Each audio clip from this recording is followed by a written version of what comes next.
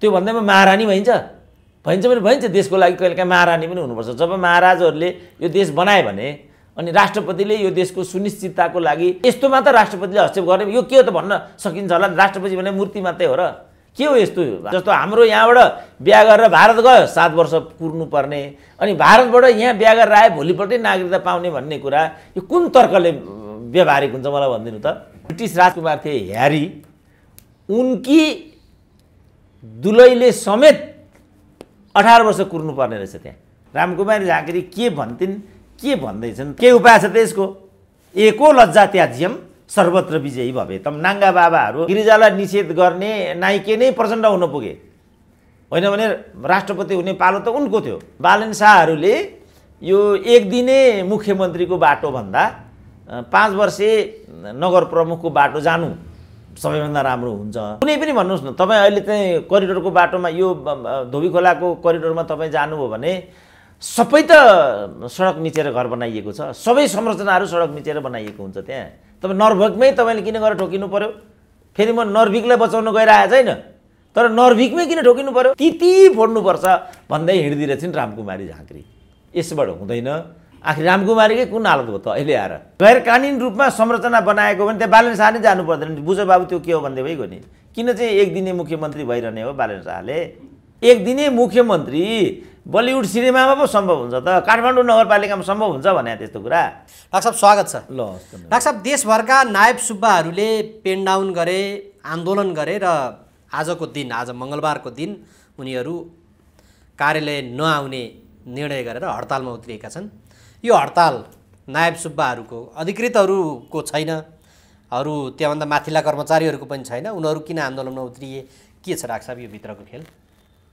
अब यो आफ्नै पार्टीको अर्थमन्त्री हुँदा अब यो परिणाम नआउनु पर्ने हो। यो जनार्दनलाई असहयोग गर्ने अर्को कडी हो कि क्या हो? किनभने यो करको दर हेरफेर गरेको विषयमा उनी निकै बदनाम भए। तलब वृद्धिमा असमान भयो, हामीलाई 15%, अधिकृतहरूलाई 24%सम्म बढाउने भन्ने कुराहरू आयो। अब यो त्यो चाहिँ स्वाभाविक हो, किनभने सत्ता भनेको वर्गीय हुन्छ। अब यो चाहिँ काङ्ग्रेसको सरकार भयो होइन। अब काङ्ग्रेस भनेको पुँजीवादीहरूको पार्टी हो। पुँजीवादीहरूको पार्टीमा उच्चवर्गीय हक हितलाई संरक्षण गरिनु स्वाभाविकै हुन्छ। अब यहाँ सुब्बाहरू किन उपेक्षित भए? त्यसको संरक्षण गर्नुपर्ने थियो। अब जनार्दनले त म माओवादी पार्टीको मन्त्री हुँ भनेका छन्, खुल्लम खुल्ला म गुरिल्ला हुँ भनेका छन् उनले। अब गुरिल्लै अर्थमन्त्री भएका बेला अनि गुरिल्ला पक्षधर नायब सुब्बाहरू सङ्घर्षको मैदानमा उत्रिनु भनेको त धेरै ठुलो विडम्बनाको कुरा भयो नि। त्यसकारणले जनार्दनलाई असफल पार्ने हिसाब हो कि यहाँभित्र? देशभरका नायब सुब्बाहरू आन्दोलनमा उत्रिनु कसरी त्यहाँसँग गएर जोडिन्छ होला डाक्टर साहब? होइन, अब भने देशभरका नायब सुब्बा भनेपछि त त्यो एउटा वर्ग भयो नि त होइन, तल्लो वर्ग भयो। अब जनार्दन त तल्लो वर्गकै मन्त्री भनिरहेछन्, गुरिल्लै हुँ भनिरहेछन् नि खुल्लम खुल्ला। अब सचिवले पो कार्यालय छोडेर हिँडे अथवा ट्रान्सफर गरिए, त्यहाँबाट सरुवा भए, अर्का आए, त्यहाँ पदस्थापन भएर, त्यो हिसाबले सचिवतिर पो लफडा परिरहेको बेला नायब सुब्बातिर तलतिर कसरी झर्ला र त्यो प्रकरणले त? त्यही त तलब त्यसरी बढायो नि त। तलब माथिल्लोमा तपाईँले नै भन्नुभयो 24% को वृद्धि भयो, अनि तल्लो तहमा चाहिँ त्योभन्दा तल्लो प्रतिशतले मात्रै वृद्धि भयो भनेपछि त हामी तिमीलाई हाम्रो मन्त्री भनिरहेको थियौँ, किन तिमी गुरिल्ला थियौ, तिमी गुरिल्ला अर्थमन्त्री भएको बेलै हामीमाथि यस्तो किसिमको दुर्व्यवहार हुने हो भने यो कुरा कहाँ सही हुन्छ र? यो कुरा मान्य छैन भनेर उनीहरू हडतालमा आएको देखिन्छ।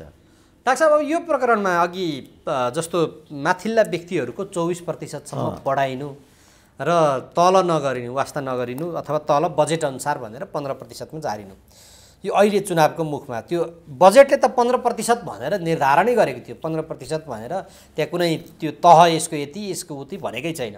त्यो हिसाबले समान रूपमा जानुपर्नेमा त्यो आन्तरिक सर्कुलर मार्फत त्यसरी बढाइनुको भित्री खेल के होला डाक्टर साहब? भित्री खेल त्यहाँभित्र त्यो त वर्गीय हुनुपर्छ, किनभने यो चाहिँ माथिल्लो वर्गीय सरकार हो, यो नेपाली काङ्ग्रेसको सरकार नै हो यो, र त्यही वर्गका मानिसहरू को हातमा चाहिँ नीति निर्णय हुन्छ। खालि मैले भनेको के भने त्यो ठाउँमा सन्तुलन राख्नुपर्ने थियो अर्थमन्त्रीले, किन उनी म गुरिल्ला अर्थमन्त्री हुँ भन्दै हिँड्थे। फेरि अहिलेको सरकार चाहिँ सुब्बाहरूले नै चलाउँछन्, त्यहाँ कर्मचारी सङ्गठन हुन्छ, कर्मचारी सङ्गठनको नेता सुब्बा नै हुन्छ, कर्मचारी सङ्गठनको चाहिँ सम्मति बिना यो भए जस्तो मलाई लाग्दैन। त्यसकारणले यो प्रोपेगेन्डा मात्रै हुनसक्छ, केही मोलतोल लेनदेन नमिलेको प्रतिक्रिया पनि हुनसक्छ। जस्तो म भन्थेँ नि, यो करको दायरा सम्बन्धमा सचिवकै कारणले अर्थमन्त्रीको बदनामी भएको हुनुपर्छ भन्थेँ नि, त्यो कुरा पुष्टि भयो नि त अहिले आएर।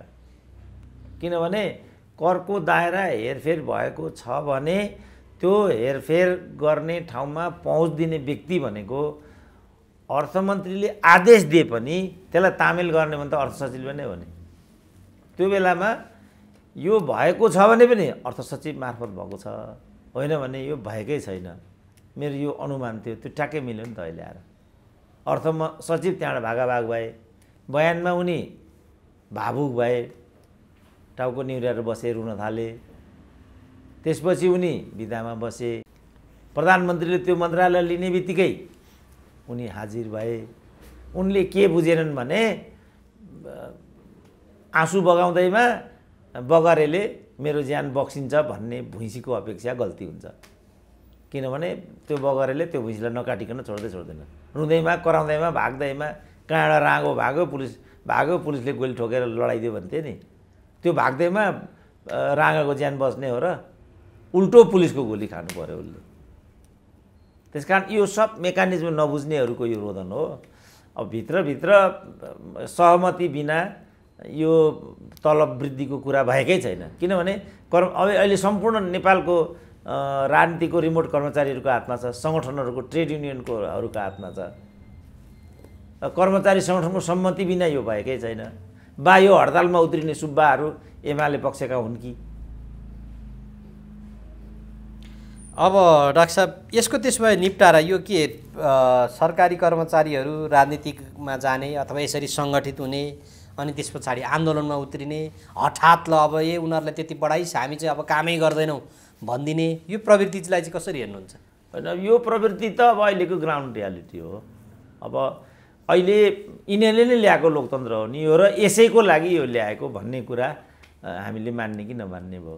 होइन भने अहिले तपाईँ कहीँ जानुहोस्, परराष्ट्र मन्त्रालयमा जानुहोस्, उनीहरूले चाहिँ मेन पावर एजेन्टसँग मिलेर मोलतोल गरेर अनि त्यहाँबाट एक्सपोर्ट इम्पोर्टमा परराष्ट्र मन्त्रालय नै नजोडिकन त्यस्तो चिज हुँदैन भन्ने त्यस्तो अहिलेका भुक्तभोगीहरूको अनुभव छ। मैले नै एउटा चाहिँ भिसा लिनुपर्ने भयो, लगभग नेपालीहरूलाई अब भिसा लिन सम्भव हुन छोडेछ। तपाईँ अमेरिकाको भिसामा तपाईँले भिसाको प्रक्रियामा जानुभयो भने एटलिस्ट तपाईँले 2 वर्ष पर्खिनु पर्ने रहेछ।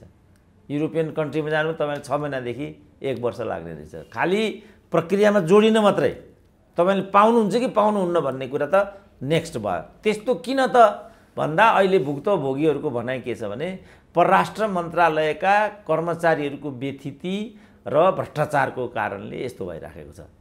अनि यहाँ दूतावासहरू जोडिएका छन्, अन्तर्राष्ट्रिय कूटनीतिक नियोगबाट नै उनीहरूले चाहिँ नेपालीहरूलाई दुरुत्सान गर्ने अनि कमिसनको खेल खेल्ने, मोलतोल गर्ने, यो गर्न थालेका छन्। अब तपाईँ के गर्नुहुन्छ? लोकतन्त्रले ल्याएको यो विकृति हो। तपाईँ यो भन्ने बित्तिकै तपाईँलाई प्रतिगामी भनिदिइहाल्छन्, बोल्नै हुँदैन। अब अहिले मैले देख्दाखेरि यो परिस्थिति चाहिँ प्रतिगामी रहेछ नि त। कमसेकम राजाले त हामीलाई कमसेकम एउटा अनुशासनमा त राखेको थियो, जसले गर्दा सेवाग्राहीहरूले कमसेकम एउटा सेवा त पाएका थिए। अब अहिले तपाईँ यहाँ कर तिर्न जाँदाखेरि तपाईँले चाकरी गर्नुपर्छ। अहिले तपाईँ कर तिर्न जानुहोस् 5 दिन लाग्छ, यहाँ मिलेन भन्छ, उहाँ मिलेन भन्नुहुन्छ, अनलाइनबाट आउनुहोस् भन्छ, तपाईँ यहाँ आएर हुन्छ र तपाईँ एपोइन्टमेन्ट लिएर आउनुहोस् भन्छ। अब तपाईँको काम चाहिँ के भने कर तिर्ने।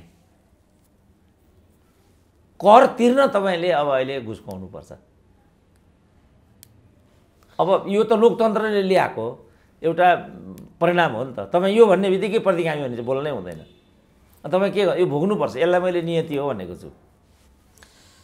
डाक्टर साहब, यो अब अर्को राजनीतिक समसामयिक विषयवस्तुमा प्रवेश गरौँ। प्रतिपक्षी दलले अहिले चीन ताइवान द्वन्द्वपछि एक चीन नीतिप्रति नेपाल सरकारको आधिकारिक धारणा स्पष्ट पारोस् भनेर सदनमा दैनिक आवाज उठाइरहेको छ।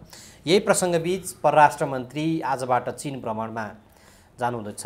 त्यो हिसाबले अब नेपालले त्यहाँ उठान गर्नुपर्ने एजेन्डा अथवा अहिले चीनले अहिले नै यो बेलामा परराष्ट्र मन्त्रीलाई डाक्नुको खास तात्पर्य के हुन सक्ला राख्छ? होइन, त्यो नियमित होला। पहिलो कुरा त त्यसको सूचना हामीलाई यथोचित हुनु पर्यो। भरे त्यो नियमित भ्रमण रहेछ बा अरू केही द्विपक्षीय सहमति समझदारीका पुराना कामहरू तालमेल गर्नेसँग सम्बन्धित रहेछ बा कुनै अर्को रहेछ भनेदेखि त पहिला त हामीलाई सूचना नै हुनु पर्यो। एउटा यो भयो। अर्को चाहिँ हाम्रा राजदूतलाई हिजो मात्रै बेजिङमा चाहिँ परराष्ट्र विभागको महानिर्देशकले अनि राजदूतको प्रमाणपत्र बुझेको भन्ने कुरा पनि आइराखेको छ। अब यसले त नेपाल चीन सम्बन्धमा नै प्रश्न उठाउने जस्तो मैले देखेँ। किनभने हाम्रो चाहिँ उच्च स्तरीय सम्बन्ध हो चीन र नेपाल बिचको त। अब त्यसलाई उसले चाहिँ हिजो राष्ट्रपतिले हाम्रो प्रमाणपत्र बुझ्ने त्यो अभ्यास हो। अब अहिले परराष्ट्र विभागको महानिर्देशकले नेपाली राजदूतको प्रमाणपत्र बुझ्ने भनेपछि त हाम्रो स्ट्याटस त घटुवा भएको भन्ने देखिन्छ। अब यस्तो बेलामा मैले देख्दा परराष्ट्र मन्त्रीको भ्रमणै रद्द हुनुपर्ने हो। यो त अपमानजनक हो नि। अब हाम्रो राजदूतलाई उसले घटुवा गरिरहेछ, भोलि चाहिँ हाम्रो यहाँबाट गएको परराष्ट्र मन्त्रीलाई पनि उपविदेश मन्त्रीले मात्रै भेटेर चाहिँ छुट्टी गरिदिने हो भने, किनभने अमेरिका पनि बारम्बार यस्तो भइरहेछ। जस्तो यो एमसिसीकै यताबाट अर्थमन्त्री गइराखेको छ, उताबाट चाहिँ विभागको महानिर्देशकले चाहिँ हस्ताक्षर गरिरहेछ। अब अहिले म यो भिसाको सन्दर्भमा पनि मैले त्यही अनुभूत गरेँ। हाम्रा जति पनि नेपालबाट गरिने डिलिङहरू हुन् ती डिलिङहरू अब अहिले भारतबाट हुन थालेका छन्। हाम्रो त पुरानो मध्ये एक ब्रिटिस राजदूतावास हो नि त यहाँ। अब अहिले हामीले ब्रिटेनको भिसा लिनु पर्यो भने हाम्रो कागजपत्र चाहिँ दिल्ली जान्छ। अब अस्ट्रेलियाको त्यही हुन थालेछ। अब युरोपियन मुलुकहरूको त्यही हुन्छ। फ्रान्सको त हाम्रो यहाँ राजदूतावास थियो नि त। यसरी क्रमशः हाम्रो जुन कूटनीतिक मर्यादा हो त्यो चाहिँ घटेर गइराखेको छ। घटुवामा परिरहेका छौँ हामीहरू। अब यो परिवेशमा यो भ्रमण किन भइरहेछ? उनीहरूले हामीलाई सूचना दिए भने हामी ती सूचनाको आधारमा विमर्श गर्थ्यौँ। पहिलाको त चलन के हुन्थ्यो भने विश्व सम्बन्ध परिषद भन्थे, फलानु भन्थे। हाम्रो देशको नेता प्रधानमन्त्रीले बाहिर जानु अघिल्लो दिन चाहिँ यहाँ चाहिँ छलफल विचार विमर्श बौद्धिकहरू राखेर यताउता गर्थे। अब अहिले ती दिन सबै पुराना भइसके। ती अभ्यासहरू नै धरापमा परिसके। अब के हिसाबले के एजेन्डालाई केलाई लिएर अब विदेश मन्त्रीको चीन भ्रमण भइराखेको हामीलाई थाहा छैन। अब अहिले यो सरकार काम चलाउ भइसक्यो भन्ने प्रतिपक्षीको दावा छ। सत्तापक्षले होइन भनिरहेका छन्। त्यो आफ्नै द्वन्द्वमा छ। तर चुनाव घोषणापछि सामान्यतया नियम संसार यो सरकार काम चलाउ भन्ने नै हो। यो अवस्थामा यो सरकारले अब हुन त प्रतिपक्षीले सदनमै उठायो, काम चलाउ सरकारले सदनलाई बिजनेस दिने हो र भन्ने हिसाबले अब चीनमा उनले कथम कदाचित केही सम्झौताहरू गरिहाले भने पनि त्यसले अर्थ राख्छ कि राख्दैन? त्यसलाई कुन रूपमा लिन सकिन्छ राख्छ? अब जस्तो अहिले एसपिपीकै सम्बन्धमा तपाईँले भन्नुभएको स्थिति त गम्भीर रूपमा हाम्रो आँखा अगाडि छ नि त। किनभने एसपिपीलाई लिएर नेपाल सरकारले कागज लेखेको हो होइन भन्ने विषय नै विवादमा छ नि त। परराष्ट्र मन्त्रीले लेखेको हो भनिरहेछन्। प्रमुख प्रतिपक्ष चाहिँ लेखेको हो भने त्यो चिठी हामीलाई उपलब्ध गराउनु पर्यो। किनभने अमेरिकी दूतावासमा त्यो चिठी पठाइनु हुने। सार्वभौम जनताका प्रतिनिधिहरूले त्यो चिठी हेर्नु किन नहुने भन्ने प्रश्न उसले उठाइरहेको छ र परराष्ट्र सम्बन्ध समितिमा पनि सांसदहरूले यो कुरा जोडतोडका साथ चाहिँ उठाइराखेका छन्। एकातिर सरकारका मान्छे के भन्दैछन् भने यो सरकार चाहिँ काम चलाउ होइन, बहुमत प्राप्त सरकार काम चलाउ हुनै सक्दैन, निर्वाचनमा जानु नै काम चलाउ हुनुको धोतक होइन, किनभने निर्वाचन गराउने कुरा पनि उसको कार्यभार अन्तर्गत पर्ने विषय हो। अब यसमा त हामीले बोल्न सक्ने अवस्था केही पनि छैन। हामीले बोल्ने भनेको एउटै कुरा के हो भने यही अभ्यास भयो है, फेरि भोलि दोस्रो कुरा गरौँला है साथी हो। किनभने सदाकाल यही गठबन्धन सत्तामा रहिरहन्छ भन्ने कुरा छैन। भोलि त सत्ता हेराफेरी त हुन्छ होला।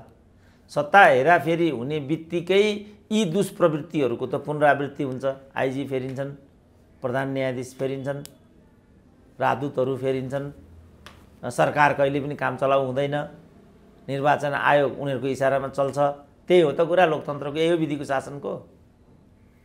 त्यसकारण वेस्टमिनिस्टर सिस्टमको मर्म चाहिँ के भने यो अभ्यासद्वारा चाहिँ परिष्कृत हुँदै जान्छ। जस्तो युकेमा त कुनै लिखित संविधान छैन, अभ्यासद्वारा नै उनीहरूले त्यहाँको लोकतान्त्रिक प्रणालीलाई चाहिँ नियमित गरिराखेको पाइन्छ र कुनै त्यहाँ विवाद हुँदैन। संविधानको यो धारामा यो छैन, फलानामा यहाँ छैन, उपधारामा यो भयो, यस्तो भयो भन्ने कुरा त्यहाँ कहिले पनि उठ्दैन। किनभने उनीहरू त्यो प्रति चाहिँ इमान्दार छन्, किनभने उनीहरू विगत र अभ्यासलाई आफ्नो पथ प्रदर्शक सिद्धान्त मान्छन्। अब हामी केलाई मान्ने त? हाम्रो मार्गदर्शक सिद्धान्त के हो? अब त्यही संविधानको कुरा गरौँ, त्यही संविधानलाई एउटाले एक तरिकाले व्याख्या गर्छ, अर्कोलाई अर्को तरिकाले व्याख्या गर्छ। त्यही संविधान हो नि त। जस्तो यो संविधानमा मध्यावधिको व्यवस्था छैन नि त। अब यही संविधान अन्तर्गतको प्रधानमन्त्रीले दुईचोटि हाउस चाहिँ विघटित गरिदिए, त्यसको कोपमा त अहिले यो एमाले इत्यादि पर्यो नि। यही हो नि त सत्य।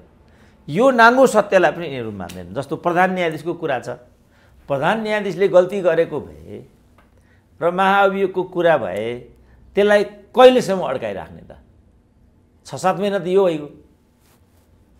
अब अहिले पनि उनलाई त्यो महाअभियोग लाग्ने हो कि होइन, लाग्यो भने के, लागेन भने के भन्ने कुरा समेत पनि प्रश्न छैन र उनी कुनै न कुनै रूपमा त्यहाँबाट फर्केर आउँछन् नै भन्ने छ। अब अहिले त समितिमा पुर्याइयो, हुन त यो तुहाउनका लागि लिएर आइयो हो। यो महाभियोग प्रस्ताव अहिले अगाडि बढाउनु, 6 महिनापछि बढाउनु, फेरि त्यो समितिले सभापति पनि चयन गरेका छैन, त्यस पछाडि छानबिन होला भन्दा भन्दै अब आज त नयाँ विषय आएको छ। मङ्सिर 21सम्म कार्यकाल भन्दै थियो, असोजको 2-3 गतेपछि चाहिँ यो संसदको आयु सकिन्छ भन्ने कुराहरू आयो। त्यो हिसाबमा त्यो महाभियोग प्रस्ताव त अहिले रिङ्ग्याउनु मात्र लिएर आएको हो। डाक्टर साहब के देख्नुहुन्छ त्यो चाहिँ अगाडि बढाउनु?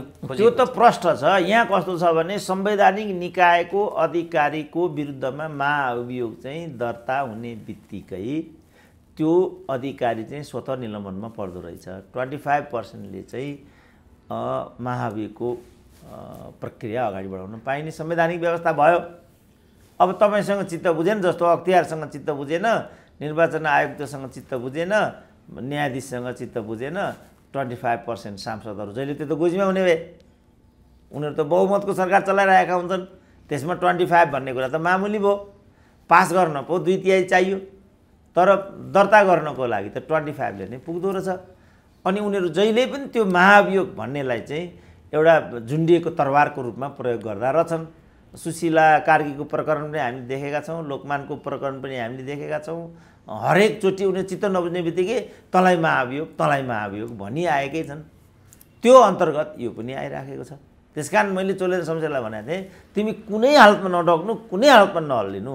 हद भए यिनीहरूले महाअभियोग तिमीलाई लगाउनु, महाअभियोग लगाए नै पनि के फरक पर्छ, तिमीले फेस गर्नु, मैले भनिदिएको थिएँ। अब यिनीहरू त यति नाङ्गा बाबा रहेछन् कि अब चोलेन्द्रको विरुद्धमा महाअभियोग 2/3 गराउन सक्ने यिनीहरूसँग अवस्थै थिएन। एउटै अवस्थामा मात्रै उनीहरू त्यो गराउन सक्थे यदि एमाले साथ दियो भने। अब एमाले आफ्नो अनुकूलतामा बाहेक अन्य अवस्थामा साथै दिँदैन। त्यसो भने तैँ चाहिँ एमाले होस्, तैँ चाहिँ प्रतिगामी होस् भन्छन्, जबकि उनलाई प्रधान न्यायाधीश बनाएको छ खुद नेपाली काङ्ग्रेसले। उनी आफै नेपाली काङ्ग्रेस न्यायाधीश हुन्। त यो जुन परिदृश्य हो त्यो सन्दर्भमा चाहिँ उनीहरूले जसरी चाहिँ यो केसलाई चाहिँ लड्काएर ल्याइराखेका छन्, यसलाई मैले 2 कौडीको पनि मानेको छैन। किनभने उनीहरूलाई लज्जाबोध हुँदैन, उनीहरू विधिको शासन मान्दैनन्, उनीहरू सर्वोच्चको सर्वोच्चतालाई मान्दैनन्, केही पनि मान्दैनन् भने कुर्सी दियो। तर भोलि के हुन्छ त? फेरि भोलि त अघि पनि मैले भने अर्को सरकार आउँछ। अर्को सरकार आउने बित्तिकै सबभन्दा पहिला उसले के गर्छ? महाअभियोगको डन्डा देखाउँछ र अर्को पार्टीको त्यहाँ प्रधान न्यायाधीश रहेछ भने अनि उसले त्यो महाभियोग देखाएर उसलाई चाहिँ निलम्बनमा पठाइदिन्छ अनि अर्को एउटा मरेको लाचार छाला ल्याएर काबा बनाइदिन्छ अनि त्यो मार्फत उसले आफ्नो जुन शासकीय बन्दोबस्त हो त्यस बन्दोबस्तलाई भन्नु अगाडि बढाउँछ। यो कस्तो हो त भन् यति अरू त भन्न सक्ने अवस्था तपाईँ याक्न सक्नुहुन्न, तपाईँ प्रधानमन्त्रीलाई ढुङ्गा हान्न सक्नुहुन्न, तपाईँ जनार्दन आचार्यलाई शर्मालाई चोलेन्द्र शमशेरलाई जस्तो गेटेमा रोकेर राख्न सक्नुहुन्न, के गर्नु त तपाईँ अब त्यो भनेपछि त यो वेस्ट मिनिस्टर सिस्टम भने त मैले तपाईँलाई अनेकचोटि भनिसकेँ यो वेस्ट मिनिस्टर सिस्टम भनेको चाहिँ मोरल र इथिक्सबाट चल्ने सिस्टम हो। अब तपाईँ मोरल पनि मान्नुहुन्न इथिक्स पनि मान्नु, तपाईँलाई झोक चल्यो उता फर्केर पिछा फेरिदिनुहुन्छ। अब तपाईँ उता फर्केर पिछा फेरिदिनु थालिदिनु भने त म यता फर्किनु पर्यो। एको लज्जा त्याज्यम सर्वत्र विजयी भवेतम। अब तपाईँ के गर्नुहुन्छ? मान्छेको इज्जत त चारमलले ढाकेको हुन्छ, तपाईँ नाङ्गा बाबा भएर चाहिँ पशुपतिको लट्टे बाबा जस्तो उत्तानो टाङ लाएर चाहिँ पशुपतिमा चाहिँ प्रदर्शित हुन थाल्नुभयो भने त अब के गर्नु त? अब हामीले त्यहाँ भक्तजनहरू त्यहाँबाट भाग्रे भाग हुनु परेन? आज अब के भन्ने ल भन्नु त? अब यही सरकारको चाहिँ जस्तो भनौँ न, अब यो निर्वाचनको मिति घोषणा गर्ने बित्तिकै त सरकार त काम चलाऊ त कत्रा कत्रा कानुनवेत्ताहरूले भनेका छन्। ल हामी त एउटा राजनीतिक विश्लेषक मात्रै भयौँ, राजनीतिको मात्रै कुरा होला, कति ठाउँमा पूर्वाग्रह पनि होला, अरू कुराहरू पनि होलान्, तर कानुनवेत्ताहरूले नै भनिरहेछन्। अब कानुनवेत्ताहरूको हकमा पनि के भयो भने यो पार्टीको कानुनवेत्ता एउटा कुरा भन्छ, ऊ पार्टीको कानुनवेत्ता अर्कै कुरा भन्छ। फेरि जस्तो एउटा न्यायाधीश भएको एउटाको मैले प्रतिक्रिया हेरेको थिएँ, यही संसदको चाहिँ अधिवेशन कति भन्ने समयावधि कति भन्ने सन्दर्भमा परमादेशको जुन आदेश छ त्यहाँ चाहिँ यसको कार्य अवधिको बारेमा उल्लेख गरेको मैले पाइनँ। पो भन्थ्यो केटो त यस्ता न्यायाधीश हुँदा रहेन हाम्रो देशमा। परमादेशको त क्लियर कट कुरा के भने यसको 5 वर्षको अवधि हो, यो 5 वर्षको अवधि दाहिने देब्रे गर्न पाइँदैन, यो मात्रै परमादेशको अभिप्राय हो नि त। किनभने मध्यावधिमा त्यति बेरको सरकार चाहिँ गएको गए भयो। परमादेश अनुसार हो त्यसरी जाने हो नि त डाक्टर साहब। त्यसो भए त यो अनन्तकाल भयो, यो सरकार अनन्तकाल भयो, यो संसद अनन्तकाल भयो, के हो त डाक्टर साहब? यो त होइन, त्यो त 5 वर्षीय अवधि होला नि त। जुन दिन निर्वाचन भयो त्यही दिन यसको समयावधि काउन्ट हुन्छ भन्ने चाहिँ अन्य संसदीय मुलुकहरूको पनि अभ्यास भन्ने कुरा आइराखेको। एउटा कुरा यो भयो। अर्को कुरा नीति तोक्ने बित्तिकै त सरकार काम चलाउ भइहाल्यो र चालु अधिवेशन त चालु प्रतिनिधि सभाको कार्यावधि र समयावधि त सिद्धियो नि त। अब यो प्रकरणमा एमाले यो सदन चाहिँ चल्न दिने, सांसदहरूलाई त्यहाँनिर छलफल गर्न दिने, बिजनेस चाहिँ किन ल्याएको भन्ने खाले प्रश्न गर्यो। एमालेको नीति के हो? भत्तो होला नि त गरिबको। यी त खानका काल न हुन्, यी त खानका काल हुन् क्या यिनीहरू त। किनभने जस्तो त एउटा प्रदेशको मैले सुनिरहेको थिएँ, 2 नम्बर प्रदेशको हो कि क्या हो, भ्रमण भत्ता र बैठक भत्ता मात्रै उनीहरूले चाहिँ 4 वर्षकै होला त्यो 98 अरब करोड बजाएछन्। भ्रमण भत्ता र बैठक भत्ता मात्रै तलब अलग छ। त यो विधिबाट उनीहरूले चाहिँ आर्थिक लाभहरू त्यहाँबाट लिन्छन् र उनीहरूको केन्द्रबिन्दु नै आर्थिक। यी पनि भनौँ न त्यहाँ गएर हाजिर गर्ने बित्तिकै त बैठक भत्ता त पाकिहाल्यो नि।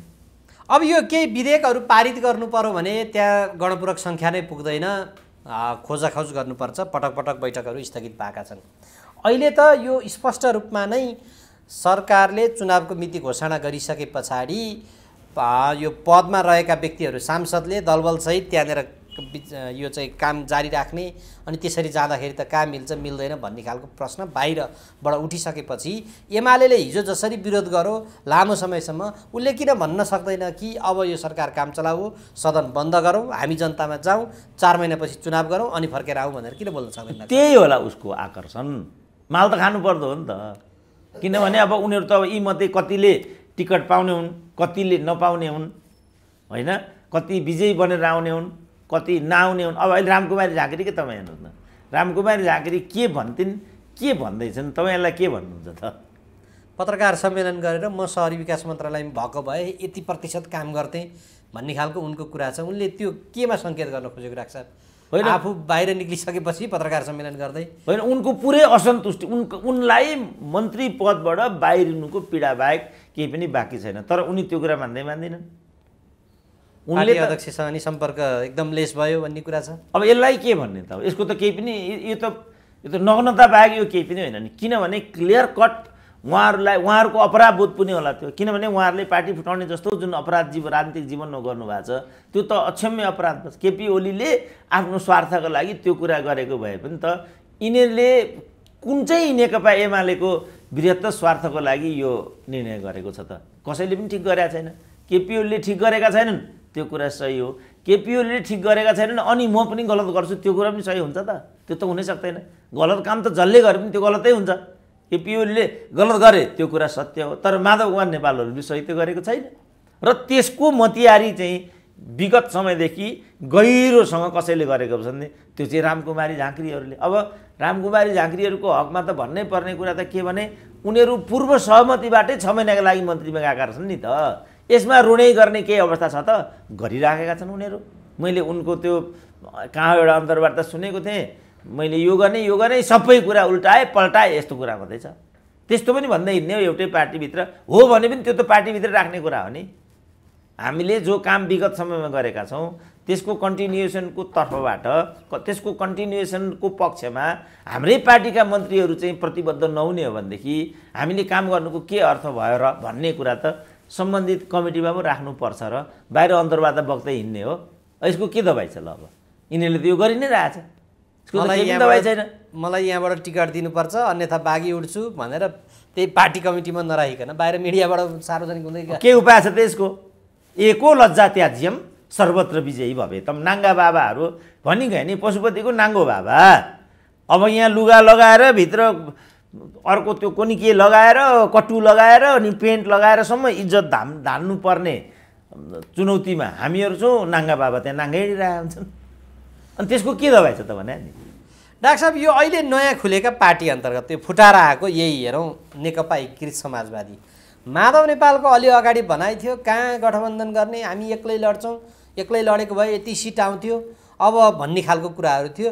फेरि लुरुक्क परेर साँझ गठबन्धन त गर्नै परिरहेछ भनेर हस्ताक्षर गर्न दौडिहाल्छन्। उनको अलमलले गर्दाखेरि सबैतिर अरू कार्यकर्तामा निराशा आयो भन्ने खालको कुरा पनि छ। नयाँ आएको दलमा पनि भिजन, नीति, दृष्टि, देश बनाउने योजना केही नभएर यस्तो भएको हो कि?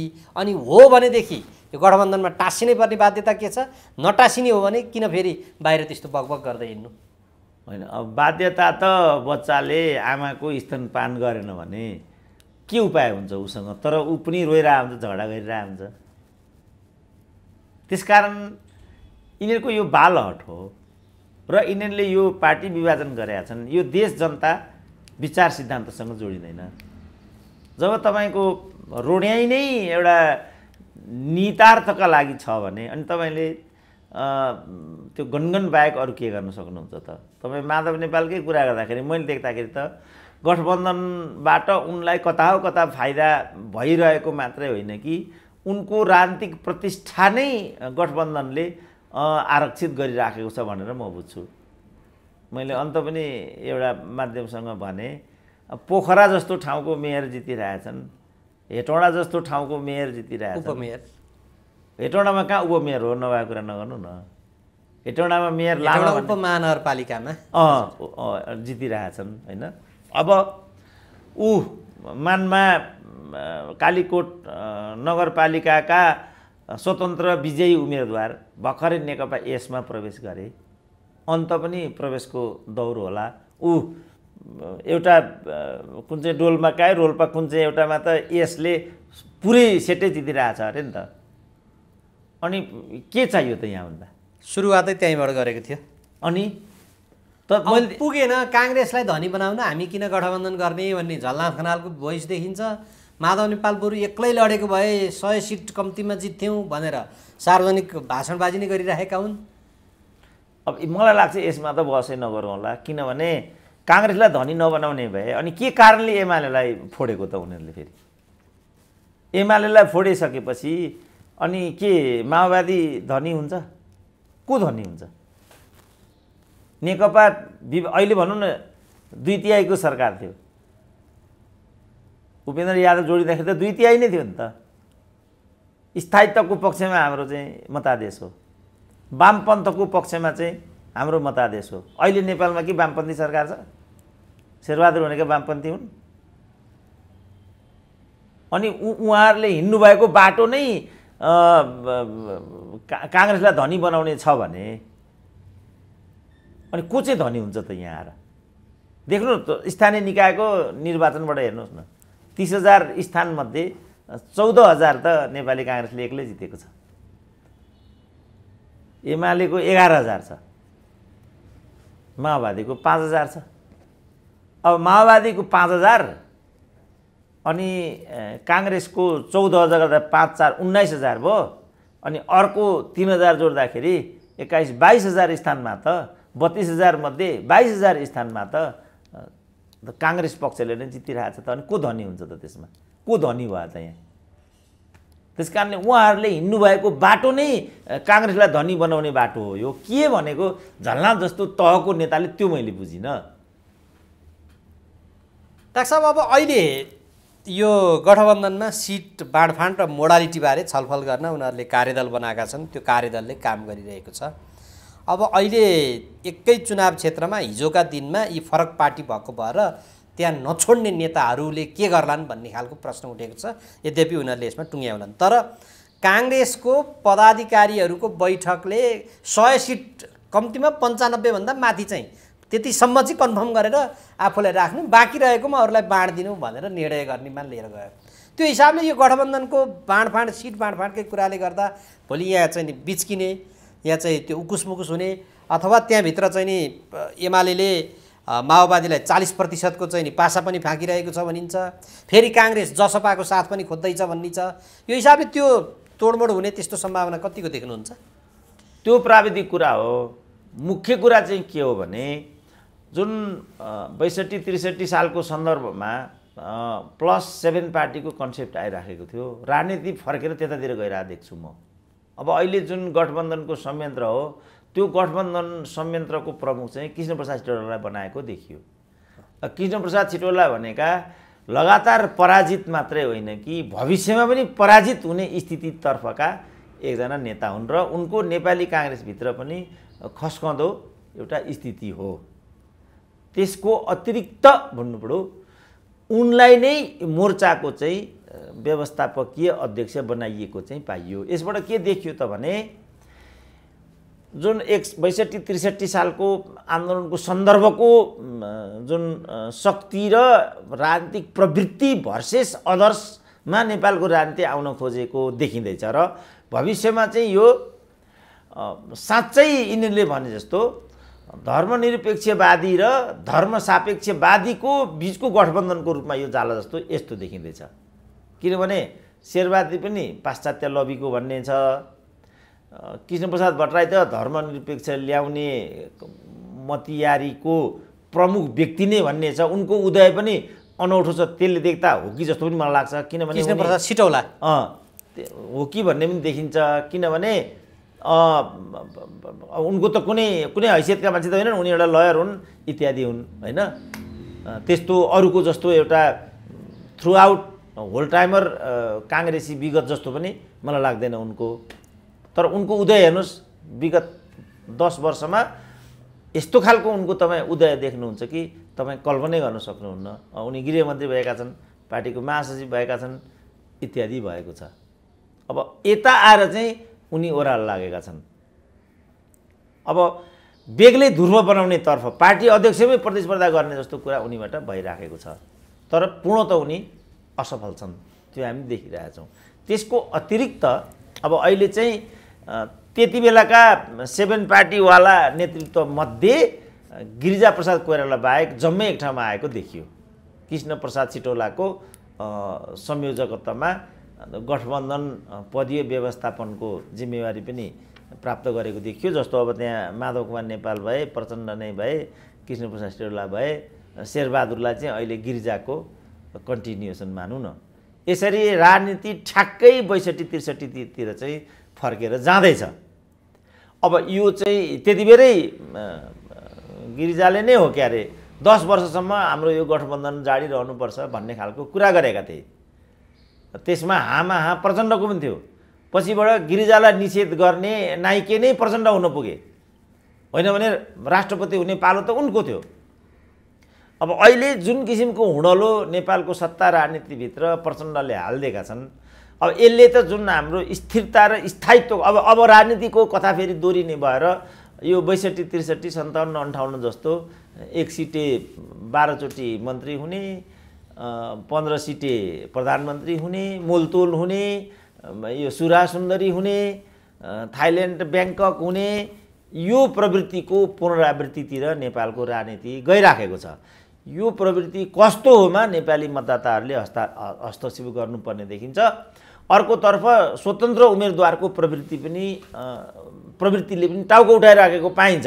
अब यिनीहरू त्यो स्वतन्त्र प्रवृत्ति भनेको चाहिँ के हो, यो प्रतिगामी समाज मान्ने भडुवा यस्तो भनिराखेका छन्। आफू चाहिँ यस्तो किसिमको गठबन्धन र स्थायित्व भान्ने भडुवाको रोलमा उनीहरू छन्। अब तिनीहरू चाहिँ उनीहरू हुन् भनेर उनीहरू चाहिँ सत्तोसराप गरिराखेका छन्। त्यसले गर्दा नेपालको राजनीति मैले देख्दा फेरि एकपल्ट धेरै नै खराब दोबाटोमा आइपुगेको छ। यो यिनै नेताहरूको कारणले भएको स्थिति अझ धरापमा पर्ने यो सबैभन्दा मैले गाँडो विषय देखेको छु। फलस्वरूप हामी चाहिँ शिक्षाबाट वञ्चित हुने, स्वास्थ्यबाट वञ्चित हुने, स्वस्थ खानेपानीबाट वञ्चित हुने, रोजगारीबाट वञ्चित हुने, औद्योगिकरणको प्रक्रिया सूत्रपातै नहुने, योमा म विषय आइराखेको देख्छु। अब हामीहरू फेरि कोही मन्त्री हुने, को प्रधानमन्त्री हुने, गठबन्धन हुने कि नहुने, कृष्णप्रसाद सिटौलाको के हुनेमा डिबेट गरिराखेका भनेपछि हामी पनि यही चाहिँ दुश्चक्रको शिकार भइराखेको भन्ने अर्थ हुन्छ। मैले देख्दा हामी पनि अलिकति योबाट विकसिततातर्फ जानु पर्ने हुन्छ भन्ने लाग्छ मलाई चाहिँ। त्यो विकसिततातर्फ जाने बाटो चाहिँ के हुन्छ डाक्टर साहब? अहिले वैकल्पिक आकालाई डाक्टर साहबले भनिहाल्नुभयो, उनीहरू गठबन्धन बनाउने, सकभर एकल चुनाव चिन्हमा लड्ने।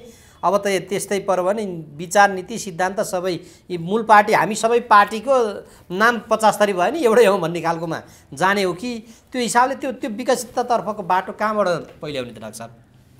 त्यो स्वतन्त्रले जे कुरा भनिरहेछन् त्यसबाट एउटा विकल्प दिएदेखि मलाई लाग्छ त्यो नहुने होइन, त्यो हुने नै कुरा हुन्थ्यो। तर अब स्वतन्त्रहरूले पनि मैले भनेको के भने पहिला तिमीहरू 2-3टा कुरा गर भन्ने मेरो थियो उनीहरूलाई सुझाव थियो। पहिलो कुरा तिमीहरू आफ्नो विचार सिद्धान्त निर्दिष्ट गर, त्यो कुरा मैले भनिरहेको थिएँ। दोस्रो कुरा चाहिँ तिमीहरू कमसेकम एउटा बृहत्तर एलायन्स खडा गर न स्वतन्त्रहरूको। यो 2टा कुरा गर्यौ तिमीहरूले भनेदेखि अनि तिमीहरूको साझा उम्मेदवार त्यहाँ बन्न सक्छ र त्यो साझा उम्मेदवारको विचार सिद्धान्त के हुन्छ, विकासको मोडल के हुन्छ, राजनीतिको मोडल के हुन्छ, सङ्घीयतामा के हुन्छ, धर्मनिरपेक्षतामा के हुन्छ, यी कुराहरू त आजभोलि आम चासोका विषयहरू छन् नि। त्यो भयो भने त्यसमा एउटा चाहिँ नयाँपन आउन सक्ने स्पेस हुन्छ भन्ने मेरो कुरा थियो। उहाँले त्यो कुरा केही पनि मान्नु भएन, किनभने उहाँहरूलाई पनि नेता हुने हतार होला, उहाँहरूलाई पनि सांसद हुने हतार होला, अझ मन्त्री हुन हतार होला कतिलाई त। फलस्वरूप उहाँले विचार सिद्धान्त भन्दा पनि म यसको विरुद्धमा उठ्छु, म यसलाई आउन दिन्न, म यसलाई कोच्छु, म एउटा यस्तो मात्रै भन्ने सुनिन्छ नि। कसैले कसैलाई कोच्नु के बहादुरी हो र? विधिको शासनमा कसैले कसैलाई कोच्ने, कसैले कसैलाई निषेध गर्ने त्यस्तो कुरा पनि हुनसक्छ र। त उहाँहरू चाहिँ यस्तो कुरामा लागिराखेको मैले पाएँ। अब मैले चाहिँ यसबाट समाधान दिँदैन भन्ने मेरो आफ्नो बुझाइ छ। डाक्टर साहब अब त्यो आगामी दिनमा समाधान उन्मुख बाटो देखिएला, थप छलफल गरौँला। अरू केही विषयहरूमा जान्छु। नागरिकता विधेयक अहिले राष्ट्रपति कहाँ पुगेर अड्किएको छ। राष्ट्रपतिले त्यो फिर्ता गर्नुपर्छ भन्ने र कतिपयले राष्ट्रपति कार्यालय पनि धाइरहेका छन्। डाक्टर साहबलाई के लाग्छ यो प्रकरणको निपटारा? मलाई पनि धाउनको लागि मान्छेले भनेका थिए, म साथीहरूलाई नधाउनको लागि भन्छु र राष्ट्रपतिलाई म यहीँबाट आह्वान गर्छु उनले त्यसलाई रोकिदिनुपर्छ। किनभने अब अहिले हाउस पनि अब एक प्रकारले अवसानको बिन्दुमा छ। फेरि त्यहाँ विवादहरू पनि छन्। दलहरूले यो काम डे 1 मै गर्नुपर्ने थियो, 5 वर्षसम्म उनीहरू चाहिँ लन्ठिएर बसे। हामीले लन्ठ्याएको होइन नि, त्यो राष्ट्रपतिले लन्ठ्याएको पनि होइन नि, उहाँहरूले लन्ठ्याउनु भयो। यिनीहरूको भनाइअनुसार केपी ओलीको विधेयक यिनीहरूले फिर्ता गरे र नयाँ विधेयक चाहिँ उनीहरूले लिएर आएर कस्तो सूचना तल पठायो भने यो मैले नै गरेको, प्रचण्ड त धनुषा कता कता भ्रमण गरेर यो मैले ल्याएँ, तिमीहरू सबैलाई नागरिकता दिएँ भन्दै हिँड्न थालेको कुरा तपाईँ हामीले पनि सुन्यौँ। यसरी उनीहरूले कुत्सित राजनीतिक फाइदाको लागि अनि यो नागरिकता विधेयक ल्याएको हो भने त्यसलाई राष्ट्रपतिले सदर गर्नुपर्ने भन्ने कुरा कहाँ आउँछ? त्यसकारण म यहीँबाट आह्वान गर्छु, तिमीले यसलाई रोक्नुपर्छ। किन रोक्नुपर्छ भने यो चाहिँ अमुक नेपाली जातिहरूको विपक्षमा भएको कारणले भन्ने होइन, किनभने यो चाहिँ सन्धिकालमा पर्यो, सदनको म्यादै सिद्धिसक्यो र प्रमुख प्रतिपक्षले सरकारमा हुँदा ल्याएकोलाई अवरोध गरियो र आफ्नो प्रकारले यसमा ल्याइयो, जहाँ चाहिँ प्रमुख प्रतिपक्षको संलग्नता के हो भन्ने कुरा पनि प्रश्न छैन। यद्यपि उनीहरू पनि प्रश्न त छैनन्, किनभने एउटै ड्याङका यिनीहरू मुला भएको हुनाले यिनीहरूको बिचमा केही पनि भिन्नता छैन। यिनीहरू उस्तै मान्छे हुन् र सत्ताका लागि जे पनि गर्ने मान्छेहरू हुन्। फेरि राष्ट्रपतिमाथि ट्याग लाग्ला, उस्तै परे महाभियोग आइलाग्ला, हिजोदेखि ट्याग लागिरहेको छ, सरकारको चाहिँ कामहरूमा अवरोध गर्ने, महारानी बन्ने भन्ने खालका तर्कहरू देलान्। अब त्यसो हो भने त राष्ट्रपति नै नभए भयो, किनभने ठुलो मान्छेले ठुलो जोखिम पनि लिन सक्नुपर्छ र त्यही जोखिमले त्यो मान्छेलाई ठुलो हो कि सानो हो भन्ने कुरा चाहिँ देखाउँछ। मुख्य कुरा ट्याग लाग्ला नलाग्ला भन्नुभन्दा पनि यसमा औचित्य छ कि छैन, यसमा जनआकाङ्क्षा आउँछ कि आउँदैन र यसको विगत अभ्यास र अनुभव के छ। राजाहरूले पनि त्यति बेला चाहिँ पुनर्विचार नै गरेका थिए। वीरेन्द्रकै निजी सचिवसँग मेरो अस्ति नै एक ठाउँमा भेट भइरहेको थियो। यस्तो प्रश्न आयो के गरौँ भन्ने कुरा आउँदाखेरि अनि राजाले चाहिँ भारदारी गरे, यस्तो अवस्था आयो के गरौँ। त्यति बेला चाहिँ राजाका भारदारहरूले राजालाई के सल्लाह दिए भनेदेखि यो हाम्रो विषय होइन, अदालत पठाइदिउँ। न्यायाधीशहरू त्यहाँ तलब खाएर बसिरहेको हुन्छ नि, के गर्नु, खालि मुद्दा कपाली तमासुक र बहुविवाह मात्रै हेरेर बस्ने हो र न्यायाधीशहरूले। कहिलेकाहीँ राष्ट्रिय मुद्दामा पनि न्यायालयले आफ्नो राय प्रस्तुत गर्नुपर्ने गरे राम्रो हुन्छ भन्ने अपेक्षा त हाम्रो पनि होला नि त। त्यसकारण अदालतले जे निर्णय दिन्छ त्यही कुरा हुन्छ भन्ने भयो। राजा वीरेन्द्रले त्यो नागरिकता विधेयक चाहिँ सर्वोच्च फिर्ता पठाइदिए। अब हाम्रो राष्ट्रपतिले पनि गर्ने ठ्याक्कै त्यही हो कि अदालतको राय लिने हो कि त्यो चाहिँ पुनर्विचारको लागि चाहिँ सदनमा फिर्ता गरिदिने हो। अब यो गर्ने बित्तिकै उनलाई ट्याग लाग्ला, महारानी भन्लान्, फलानु भन्लान् भने अब के भयो त? कहिलेसम्म उनी त्यहाँ बस्ने हुन् र? सबैले त त्यो पदमा गएपछि त फिर्तै हुनुपर्छ। उनको फिर्ता हुने समय त्यसै पनि मैले लेख्दा भइसकेको अवस्था छ। त्यसकारण के भन्छन् कसो भन्छन् भन्दा पनि अघि मैले भने भनेको विगत के छ, वीरेन्द्रले अदालत पठाइदिएका छन्। त्यसको सापेक्षतामा म राष्ट्रपतिसँग के आह्वान गर्छु भने पुनर्विचारको लागि उनले यसलाई हाउसमा पठाइदिनुपर्छ। होइन भने नेपालीहरूको बिचमा आम सहमति हुनुपर्छ। मलाई एकदमै यो भन्नुपर्दा पीडा हुन्छ के भने यो तुच्छ राजनीतिक स्वार्थबाट चाहिँ यो प्रोपेगेन्डा भइरहेछ, नागरिकता विधेयकमा विवाद गर्नुको केही पनि अर्थ छैन भनेर ठुल्ठुला देशका राजनीति शास्त्रका प्रोफेसरहरू भन्दैछन्। त्यसो हो भने हामी नै पनि किन लड्नु पर्यो? हामी पनि अमुक नेपाली जनताले सुगम तरिकाले नागरिकता पाएको कुरामा कहाँ अवरोध हुनेपट्टि छैनौँ नि। तर बृहत्तर नेपाली राष्ट्र र राष्ट्रियताको प्रतिकूल यो हो भन्ने कति मान्छेलाई लाग्यो भने त यसमा आम सहमति त चाहियो नि त। कि हामी आम सहमतिको बाटोबाट अगाडि जानु पर्यो कि राष्ट्रपति अगाडि आउनु पर्यो कि दलहरूले नै यसमा भन्नु पर्यो तिमीले धन्दा मान्नुपर्ने कुरा छैन, आपत्ति मान्नुपर्ने कुरा छैन, यो कुनै सिक्किम हुने कुरा होइन, यो कुनै फिजी हुने कुरा होइन, न यो कुनै भुटान हुने कुरा हो। यो नेपाल र नेपालीलाई आधिकारिक र औपचारिक नागरिकता दिलाउने प्रक्रियासँग जोडिएको कुरा हो। तपाईँहरू आश्वस्त भए हुन्छ भनिदिए। अब हामी जुन जहाजमा चढेका छौँ त्यो जहाज पल्टेला कि त्यो के होला भन्न थाल्यो भने त कहिले प्लेनको टिकट नकाटे पनि भयो। जोखिम त छ नि त। प्लेनमा चढेपछि सुरक्षित त्यो जहाज त्यहाँ गएर अवतरित होला भन्ने कुनै ग्यारेन्टी कागज कसैले दिएको हुन्छ र तपाईँलाई? तैपनि चढिरहेको हुनुहुन्छ त तपाईँ। भनेपछि अब हाम्रो नेतृत्व यस्तै छ, हाम्रो राजनीति यस्तै छ।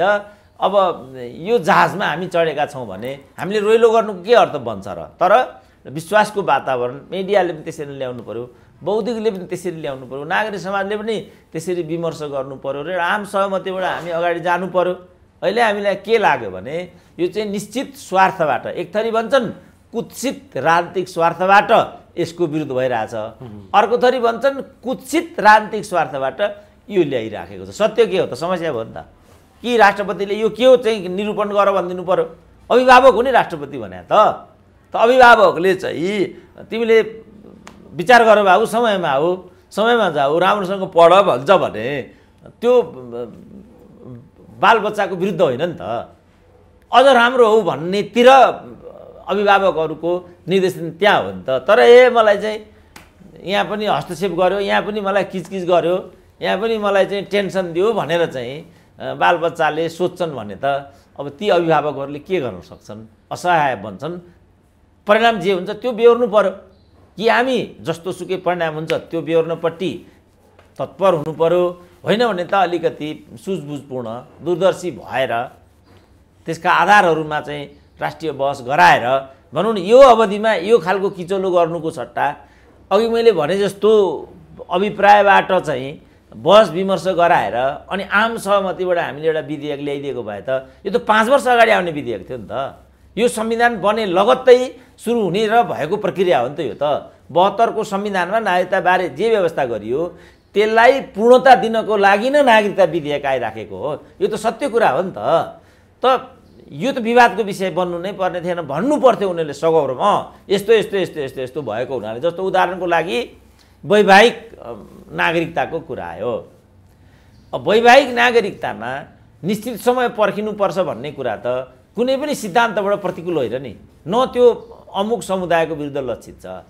त्यस्तो कुरामा पनि नेपाली जनता विभाजित भनेपछि जस्तो हाम्रो यहाँबाट बिहा गरेर भारत गयो 7 वर्ष कुर्नुपर्ने, अनि भारतबाट यहाँ बिहा गरेर आए भोलिपल्टै नागरिकता पाउने भन्ने कुरा यो कुन तर्कले व्यवहारिक हुन्छ मलाई भनिदिनु त? हाम्रो यहाँ भुटानमा बिहा गरेर गयो मानिलिउँ, भुटानीहरूसँग त हाम्रो वैवाहिक सम्बन्ध छ। भुटानीहरूको के रहेछ नागरिकता सम्बन्धी व्यवस्था भने त्यहाँको नागरिक तर्फबाट यहाँ वैवाहिक सम्बन्ध भएर जानेबाट जन्मेको बच्चाले नागरिकता पाएपछि बल्ल त्यो महिलाले नागरिकता पाउने व्यवस्था रहेछ। अब भारतमै पनि 7 वर्षपछि चाहिँ नागरिकताको प्रक्रिया अगाडि बढ्छ भन्ने कुरा सोनिया गान्धीको प्रक्रियाले देखाइरहेछ। अस्ति पनि मैले भने जो ब्रिटिस राजकुमार थिए ह्यारी, उनकी दुलैले समेत 18 वर्ष कुर्नुपर्ने रहेछ त्यहाँ। अनि तपाईँ के गर्नुहुन्छ त? अमेरिकाबाट त्यहाँ जाँदाखेरि त्यहाँबाट वैवाहिक सम्बन्ध गरेर आएपछि उनले त्यो नागरिकता नपाउँदै रहेछन् उनले। अनि यहाँ चाहिँ आजको आजै नागरिकता दिनुपर्ने। अनि यो कुत्सित राजनीतिक दुराशयबाट भन्ने प्रोफेसरहरू यो टिको लाएर पार्टीले प्रोफेसर दिएको मान्छेको बुद्धि कस्तो हुँदो रहेछ भन्ने कुरा पनि मैले त्यो आर्टिकल पढ्दाखेरि अनुभूत गरेँ क्या। यो हामीले कुत्सितबाट भनेको हो र। हाम्रो चेलीले चाहिँ भारतमा विवाह गरेर जाँदा नागरिकताको प्रक्रियामा जोडिन मात्रै 7 वर्ष पर्खिनुपर्ने, अनि उनीहरूको चेलीले चाहिँ बिहा गरेर आएको भोलिपल्ट नै नागरिकता पाउनुपर्ने भन्ने कस्तो किसिमको कुत्सित राजनीति हो यो? त यहाँ नेपाली बौद्धिकहरू छौँ के, यहाँ नेपाली राजनीति चाहिँ विचार विमर्श गरिरहेको छ, खेदजनक हो। त यस्तोमा त राष्ट्रपतिले हस्तक्षेप गर्ने यो के हो त भन्न सकिन्छ होला? राष्ट्रपति भने मूर्ति मात्रै हो र के हो यस्तो? हाम्रो यहीँबाट जाँदा ल तपाईँ भन्नु सबै उनी सोध्नु छ एसियामा नागरिकता वैवाहिक अङ्गीकृत नागरिकताको के व्यवस्था छ? भुटानमा के छ, श्रीलङ्कामा के छ, मालदिभ्समा के छ, बङ्गलादेशमा के छ, पाकिस्तानमा के छ, नेपालमा के छ, एकचोटि ल्याउनुहोस् त भनेर सोध्न सकिँदैन? त्यो भन्दैमा महारानी भइन्छ भने भइन्छ। देशको लागि कहिलेकाहीँ महारानी पनि हुनुपर्छ। जब महाराजहरूले यो देश बनाए भने अनि राष्ट्रपतिले यो देशको सुनिश्चितताको लागि प्रश्न मात्रै उठाउँदा कति अपराध हुन्छ र? मैले त त्यसमा केही पनि फरक पर्दैन। उनले के गर्छन् त्यो चाहिँ उनको कुरा हुन्छ, हामीले भनेर हुँदैन। डाक्टर साहब, बालेन शाहले यो नेताहरूलाई सामान्य पानी मात्र रुचेन भने पनि जानी गरेको अन्तर्राष्ट्रिय स्तरको सबभन्दा महँगो अस्पताल त्यो नर्भिक अस्पताल तत्काल त्यसको बिल्डिङ भत्काउनलाई निर्देशन दिएका छन्। हुन त त्यसभित्रको खेल विभिन्न छ। ठुलो व्यापारी घरानाको चाहिँ अस्पताल पर्यो। त्यो महानगरपालिकाको यो निर्णय कार्यान्वयनमा कतिको देख्नुहुन्छ र बालेन शाहले त्यो दिएको निर्देशन तपाईँलाई कस्तो लाग्यो डाक्टर साहब? यो चाहिँ मलाई बम्बेमा जुन बाल ठाकरेले के रनावत अरे कङ्गना रनावतको बिल्डिङ भत्काउने जुन आदेश दिए त्यसको झझल्को अनुभूत गरेँ मैले यहाँ, र त्यो एकदमै घातक भयो महाराष्ट्रको हकमा। बालेन शाहलाई मैले हिजैदेखि भनेको कुरा के भने उनले दुईटा कुरा मात्रै गर्नुपर्छ, अझ एउटा मात्रै गरे हुन्छ, फोहोर व्यवस्थापन। अर्को गर्ने हो भने यो फुटपाथ व्यवसायीहरूको वैकल्पिक व्यवस्थापन, यो दुईटा मात्रै गर्नुपर्छ। जुन यो नर्भिक अस्पतालमा उनी ठोकिन पुगेका छन्, यो नगरपालिकाको प्रशासनिक प्रक्रियाबाट आफै हुनुपर्ने विषय हो। यो प्रोपगेन्डाको विषय होइन, यो चाहिँ बाल ठाकरेको पुनरावृत्ति जस्तो मलाई लाग्छ।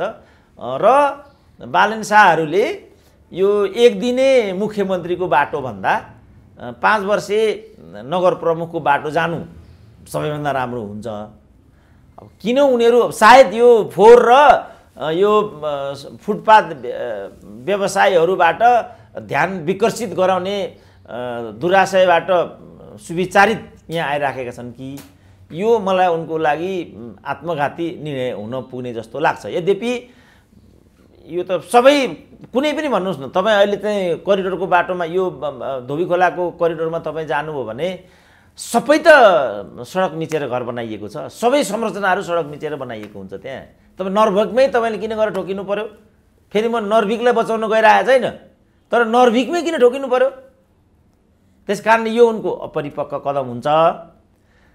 नगरपालिकाले आखिर दिएको त नगरपालिकाले किन दिएको त? त्यसो भने जस्तो यो अमेरिकन एम्बेसी छ, अमेरिकन एम्बेसीलाई उनी तोड्न सक्छन् त? जापानी एम्बेसीलाई तोड्न सक्छ? सबै त बाटामा बनाएको छ। किन बाटामा बनाएको छ? बनाएको यिनीहरूले हो नि त, घुस खाएर। तपाईँ नागरिकता दिनुभयो, घुस खाएर तपाईँ नागरिकता दिनुहुन्छ। अब तपाईँ नागरिकता खिच्नुहुन्छ अहिले आएर? दिएको त तपाईँले हो नि, किन दिनुभयो त तपाईँ त्यो नागरिकता? पासपोर्टमा यही गरेको छ यिनीहरूले। मन्त्री लेभलका मान्छेले यो काम गरेको छ, राजदूतहरू यो काम गरेर हिँड्छन्। अनि तपाईँ कसलाई कसलाई चाहिँ कसरी यसलाई चाहिँ हस्तक्षेप गर्नुहुन्छ?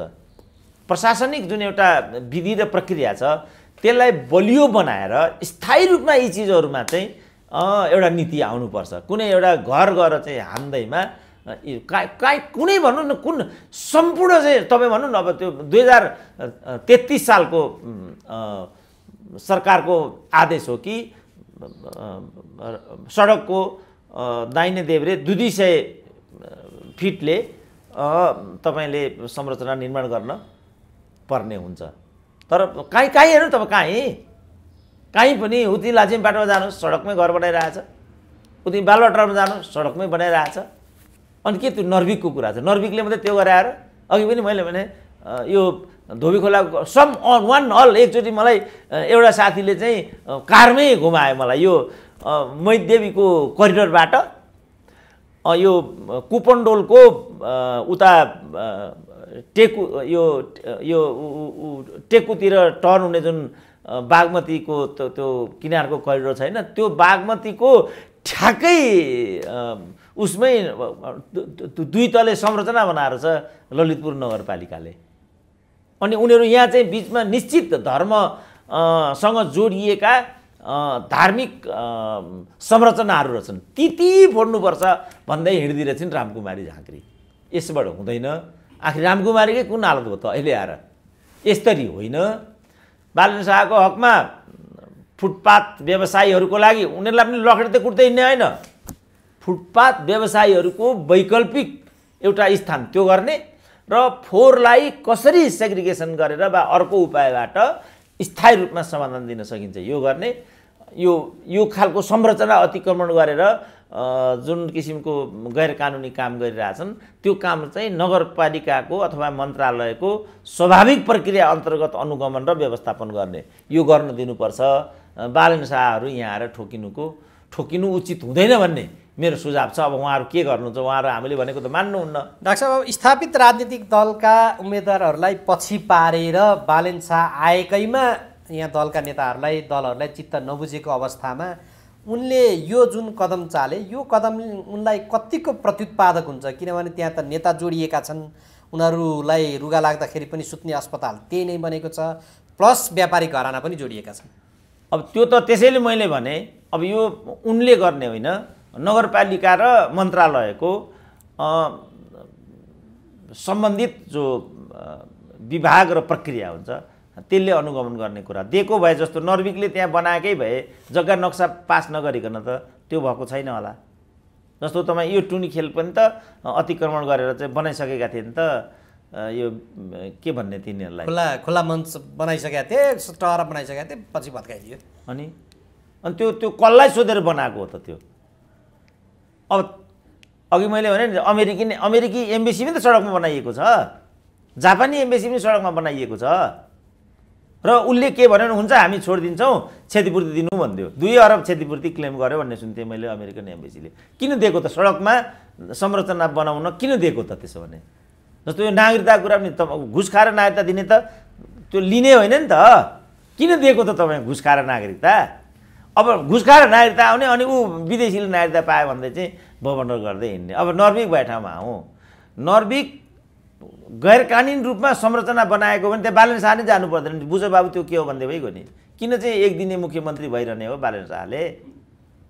अर्थै छैन नि। अनि उनले आफै यो त आत्मघाती उनको बाटो हुन्छ नि त। एक दिने मुख्यमन्त्री बलिउड सिनेमामा पो सम्भव हुन्छ त, काठमाडौँ नगरपालिकामा सम्भव हुन्छ भने त्यस्तो कुरा। र त्यो आफैमा आत्मघाती बाटो छ, त्यो आवश्यकै छैन। नगरपालिकालाई ती नगरपालिका यो त मैले भने नि उनीहरूलाई यो पुरै यति संरचना त्यहाँभित्र बिग्रेको हुन्छ, त्यसले गरेको हो नि त यो त।